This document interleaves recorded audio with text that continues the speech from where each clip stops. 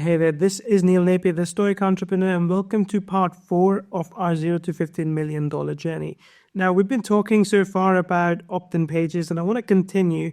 And in this particular video, I want to focus on the structure of your opt-in pages. So opt-in pages are your pre-launch sign-up pages, which you put out there so that people can sign up to your email list. They can give you their phone number so they can learn more about your product or service when it does actually go live.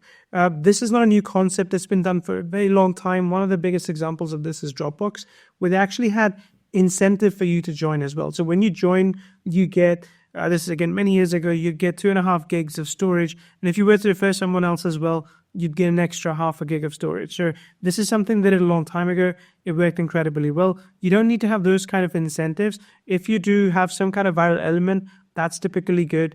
But at the very least, you want to have an opt-in page that you can use to get people to sign up. So let's talk about the structure of your opt-in page. We'll talk about the copy and design and follow up a little bit later. What I want to do in this video is explain to you how it is that we typically structure our opt-in pages and how you can do that as well. I'll give you some of our examples. And again, this is something we have tried and tested. These pages convert anywhere between 20 to 45%. The positioning, the quality of offer, what we have there, all of that makes a difference in the conversion rate. And of course, you've also got the traffic source. So if you've got some affiliates or paid traffic, which is quite warmed up, which are giving the right messaging, then the page is more likely to convert well. So there's a lot of factors into play, and we'll talk about that in this video. So when it comes to the structure of your opt-in page, I'll show you 2 examples, which are actually quite similar. We have a very clear, I want to say call to action, but it's not, but we have very clear benefit right at the top. So register below to win a free copy. And we do this because you want to tell people, like, if they sign up, this is the outcome at the very least that they can expect. Then we've got a headline, and again, I'll talk about the copy and positioning and all those things in another video, but I want to talk about the structure. We've got a headline and then 3 different key bullet points that we can present to people. Now, quite often what we do is we test this as well. So we test this because this allows us to test the ideas. We talked about validation of your ideas before, and this allows us to validate which hook, which positioning works really well. So this is, as you can see, it's kind of above the fold. Let me see if we are zoomed in 100%. This is a smaller screen, but I'll zoom out a little bit. And this is typically what people see on those pages. There we go. So there's typically 3 different sort of benefits to them opting in. So you can use it. You can use the system to start and scale your brand new social media marketing agency. You can use it to hijack traffic from 5 different platforms with over 5 billion active users. And you can use it to provide social media marketing services to clients and get paid thousands in return. This is typically followed by a short video. So this video is about, generally, I'd say a couple of minutes long. So this one was about a minute long. And then we've got another one here, which was, let me just check this, about 1 minute and 20 seconds long. So they don't need to be very long, but they do need to, again, explain to people why is it that you want them to opt in on this page? What is it that they can get out of it? And then we've got an opt-in form. Now, we have tested in the past putting an opt-in form next to the video as well, as you quite often see, but this works for us with a timer because that creates an urgency for people to sign up. So again, opt-in form followed below the video.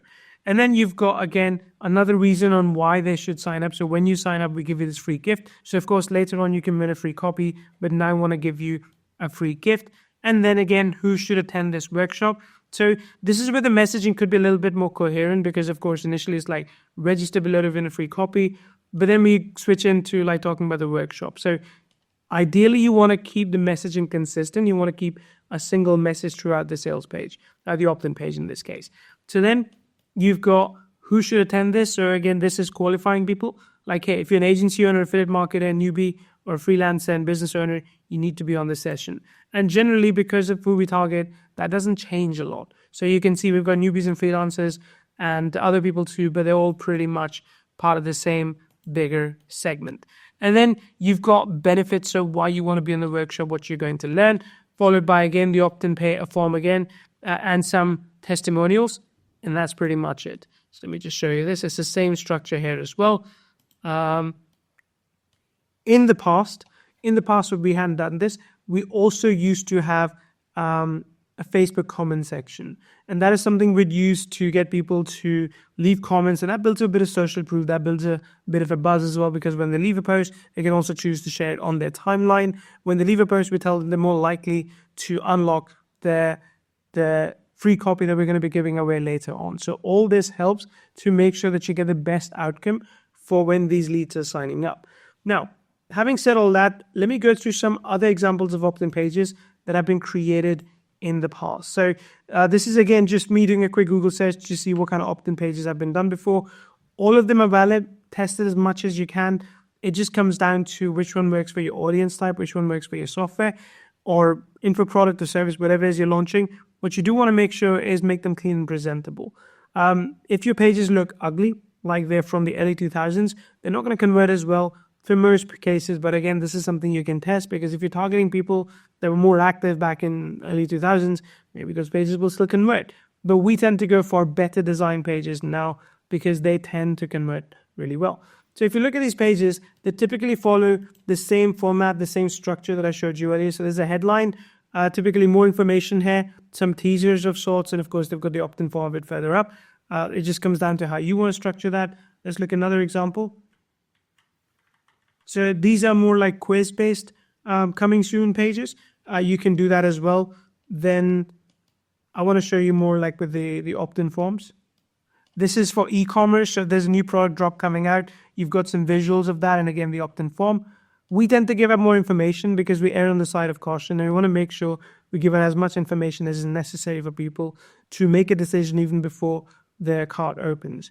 Then you've got, again, this one where you can see there's a countdown timer. Like I said, to me, a countdown timer is one of the most important things that we can put up, because you will notice a spike in conversions as the timer gets close to 0. So if you've got a timer which could run for 7 days, you're going to get slow conversions in the beginning, but in the end, they're going to speed up a lot more because there's urgency for people to sign up. So that helps a lot as well. Let me show you another example. Again, this is with a timer. And then you've got another one here, which is again coming soon, so you can sign up to an email list. And again, email listed as well.